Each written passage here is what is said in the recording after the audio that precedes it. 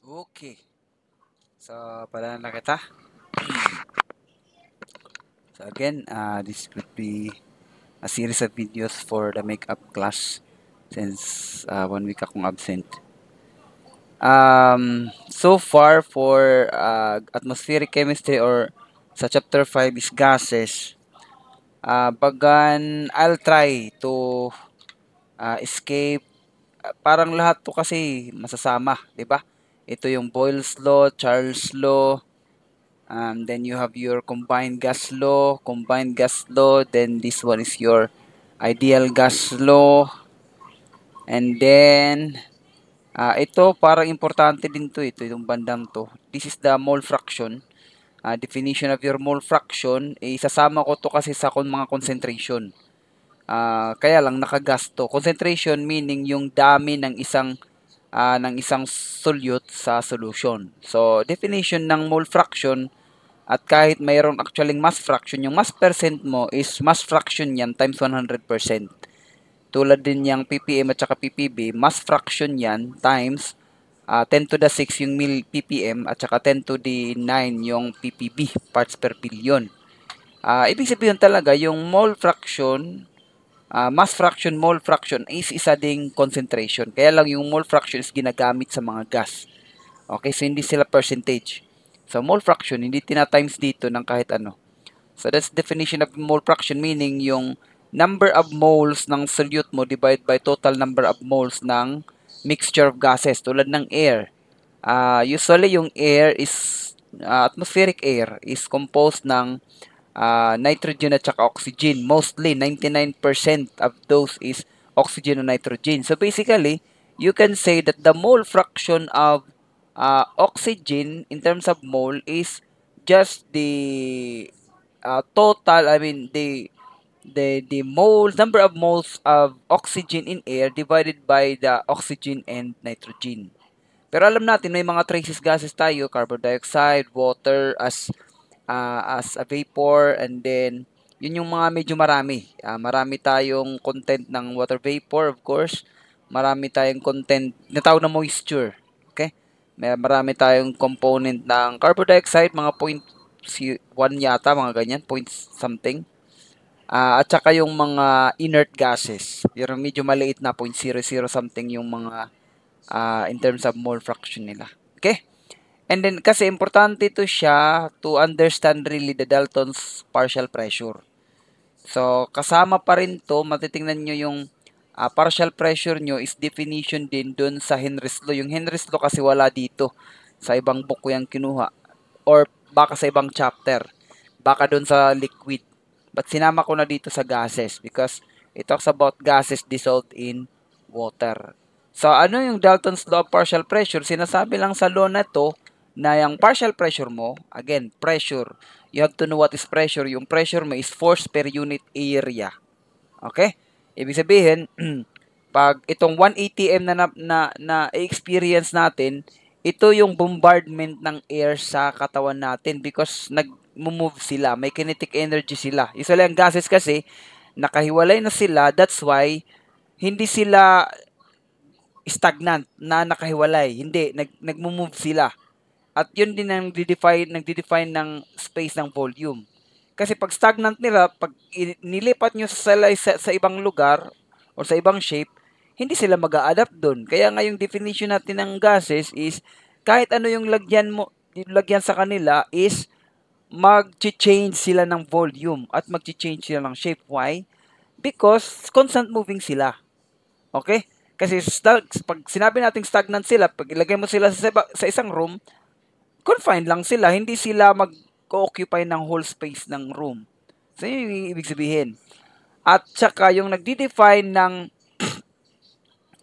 yung mole fraction nila, di ba, yung mole fraction, ang dami ng isang gas, sabihin natin sa room ko, of course, this is air, so marami yung nitrogen at saka oxygen dito.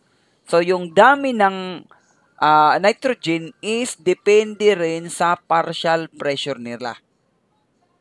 Meaning, yung total pressure na 1 atm, yung pagkunin mo yung pressure lang ng oxygen, tinatawag yung siyang partial pressure. Okay?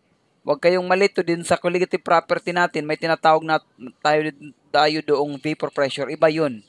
Ito partial pressure. Imagine mo yung pressure ngayon. Tapos, may iba-ibang pressure niyan. So, depende kung sinong marami. Kaya, yun yung ibig sabihin ng dalawang to. Ito yung definition ng mole fraction mo at ito yung relationship ng partial pressure divided by total pressure is equal to mole. Diba? Tingnan nyo ito. Parang ratio lang to eh. Actually.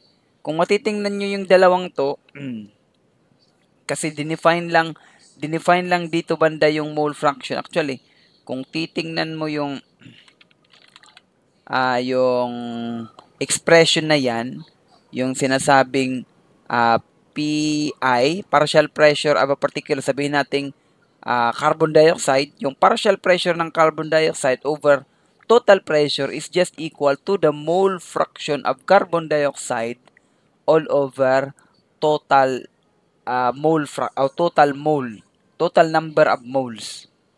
At the mole fraction pala ito, total number of carbon dioxide with respect to the total number of moles. So, ito yung mole fraction na whole. Ito. So, actually, ito rin yung partial pressure over total pressure. So, parang naglagay lang tayo ng equality sa ratio nila para madaling maintindihan.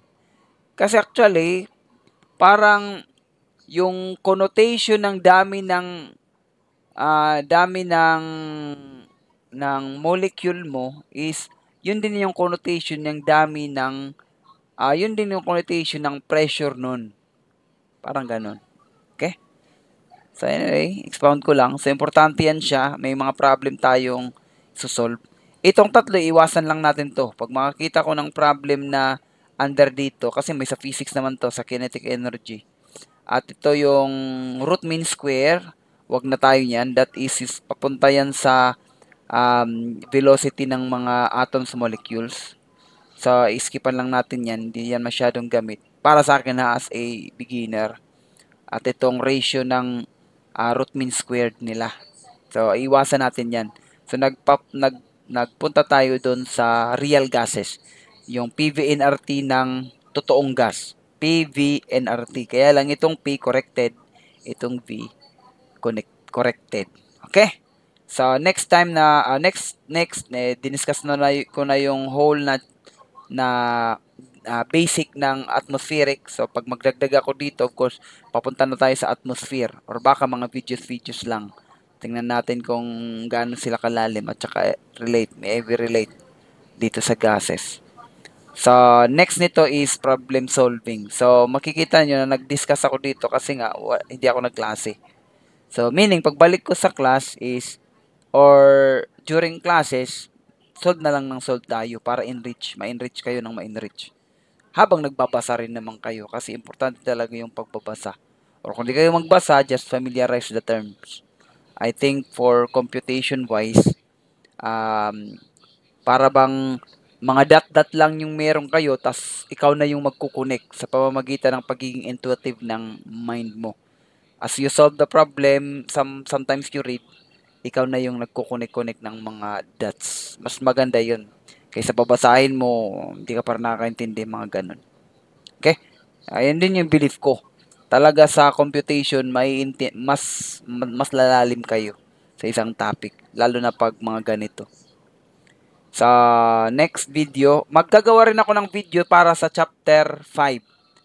O unahin ko muna yun para malatag ko talaga yung chapter 4, chapter 5 para tapos ako hanggang midterm. Actually, may plano pa nga ako mag-proceed sa chapter 6 para sa midterm. Kasi nga, mabigat masyado yung materials to papuntang sa nuclear chem for finals. Yun yung ginawa ko rin last year. Parang 1 to 6, medyo mas simple sila. So, ginawa ko sa midterm and then 7 to 10 papunta sa finals. Tingnan ko lang. Ha? At least, malatag ko lang yung 4 to 5 at least. Okay? So iba kong set yon. Ibang set yung videos yung chapter 4. Siguro ngayon, magagawa muna ako ng chapter 5. Pag makadagdag pa ako, is more on problem solving na din. Ganon din sa pagbalik ko sa class. More on problem solving tayo para naglalaro talaga yung isip nyo habang tayong nasa school or another videos rin as I interact with you. Okay? So, okay, ikakat ko muna para hindi masyadong mahaba.